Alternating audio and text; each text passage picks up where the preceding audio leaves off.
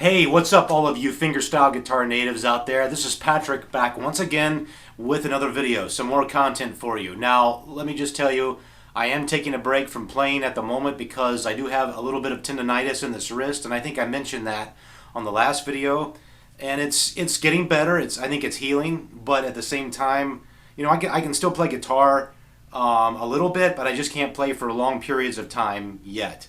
So I'm just kind of letting it heal right now. And in the meantime, I'm trying to cook up some content on the fly because I want to keep putting videos out. So this one is just kind of a one for fun that I just came up with kind of on the spot. And I've decided just for fun to read. I kept the journal when I was much younger, like when I was in my early 20s, and I was traveling around a lot, traveling around the country, playing all kinds of gigs, and some of them good, some of them horrible, some of them euphoric, and some of them quite miserable. And I just for fun, I have looked through my journal and seen some of the places I've played. And I don't want to make it look like that every single gig I played when I was younger was miserable, because quite far from the truth. But some of them truly were. The nightmare gigs are always the most fun to talk about, right? So in the future, I'll do a video where I do the opposite, where I tell about the best gigs, like almost like an out-of-the-body experience. They were so good. But these were some pretty bad gigs that I had. And just to let you know what I experienced when I was younger, and maybe some of you can even respond with some of your own comments and maybe tell about some of your own horrible gigging experiences. So, reading from my journal from 2003, I was living in Columbus, Ohio at the time. So, this was a venue I played called Three Cups Coffee, and here, now keep in mind, when I went back through this and started reading this, I was shocked at how much I swore. I swear quite a bit, so I'm going to leave a lot of that out because I want this channel to be more family oriented and just a little more of a clean channel, so YouTube doesn't harp on me too much for expletives and bad content. So I'll just leave some of that out. I might leave a couple of them expletives in, but I'll leave most of it out. So here I write. I've said it over and over again in this little journal countless numbers of times. When you get started playing a certain venue on a regular basis, don't get it in your head that you have found a home or even a regular source of income. What looks good from the start may turn into a nightmare later on. This place is no exception. I've been playing this place for a few months now, actually about over half a year. Three Cups was great when it first started, and I got paid well and people came out to the shows. Then for the past 4 months, things started to change. I was playing for maybe 4 to 5 people. And I mean, these are the same 4 or 5 people. This place has turned into a nest for stupid, ruthless teenagers. Some of them are nice and they listen. Others just come to smoke and gossip about their sex lives. I have been getting paid about $40 total here now. It used to be 60. $60. I used to consider that really good when I was young. Not anymore. This place is losing money. It's become loose, unorganized, and improperly run. Why? It's run by teenagers. That's why.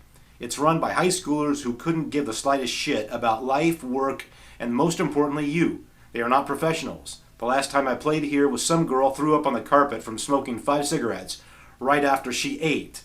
I don't feel sorry for her. I don't have sympathy for people who do stupid things.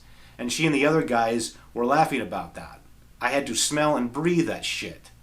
Well, tonight I didn't get paid. I don't know why. The guy behind the counter just said that the owner, I'm not going to mention her name, didn't leave me any money. I was furious. I went out to my car and I called her up on my cell phone. That was like my first cell phone, I think. I said, I don't do this as a hobby, sweetheart. I need that money ASAP. I was pretty mad. I felt bad about it later and left another voicemail to apologize for what I said. I still haven't heard back from her yet. I acted like an asshole, but at least I need an explanation. I have been effed over by too many people. So that was kind of a gig where things kind of went awry there. And I just want to read you one more from took place in Canton, Ohio. And it says, again, I won't mention the owner's name, but it says, this gig happened right around, or I'll just skip several paragraphs here. It says, this guy, the owner, told me that he would do a $2 cover plus a $40 guarantee. Sounded okay to me. So we left it at that. About a month later, a week before the gig, I called him again just to remind him I was coming. Most people remember who I am right away and have no problem with the follow-up. This guy, however, was a different story. He acted like I wasn't even a person. He didn't remember who I was, or worse, couldn't ever remember the price we agreed on. So I had to jog his memory. I sent him a flyer that had the time and the date of the gig on it. Already, I knew that there was something strange about this guy. I was supposed to be there at 8 o'clock and play till 11, a 3-hour gig. As it so happened, I got started a little late and misjudged the distance. I showed up an hour late. As I walked in, there was only one person in there. Wonderful. It's going to be a great night, I thought. This guy was the owner was behind the counter and gave me a look. Did you get lost? He asked. No, hi, how are you? No handshake, not even a smile, just a smart ass, did you get lost? Already I didn't like this guy. I could tell right away we were going to have trouble. He was the same person he was over the phone. I apologized all over myself for being late and volunteered to make up for it to play till midnight. He said that was fine, so I did. I played for 3 hours straight without hardly taking a break. After I got finished, I got all packed up and went to the counter to collect. He gave me a look. We made only $12 cover tonight, he said. I'm sorry. I felt a stab of heated discussion coming on. I said, well, what about the $40 guarantee you promised? I shouldn't have to pay you that, he snapped. Why not? I snapped back. Because you showed up late. I told you I would play till midnight to make up for it, I said. Besides, there was only one person here when I got here. You weren't making any money before that. I still can't pay you. Look, I drove 3 hours to get here, and the least she could do is give me half. Reluctantly, he gave me the $20. That was all I got. I wanted to effing deck the guy. This guy was obviously trying to get out of paying musicians for their time. Newsflash, musicians are not always on time. Shit happens. I was furious when I drove away. And the next paragraph is like full of expletives. So I called my friend the next day and told him about what happened. He told me an interesting story about a guy in Texas who played a bar circuit. One night after he played a club that refused to pay the amount promised, the guy said, if you don't fork over the cash, I will do $1,000 damage to this bar before the cops come. I've done it all before, and I will do it again. He got paid immediately. Is that what it's going to come to? I bet if all musicians took that approach, we would see a drastic change in the bar circuit overnight. So, that's... that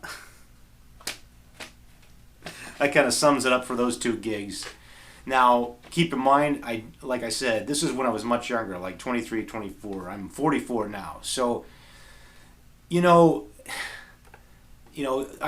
one of those people who get all that nostalgic about my youth. There's so many humans look back on their youth and just say, "Oh, to be young again. I wish I was young again."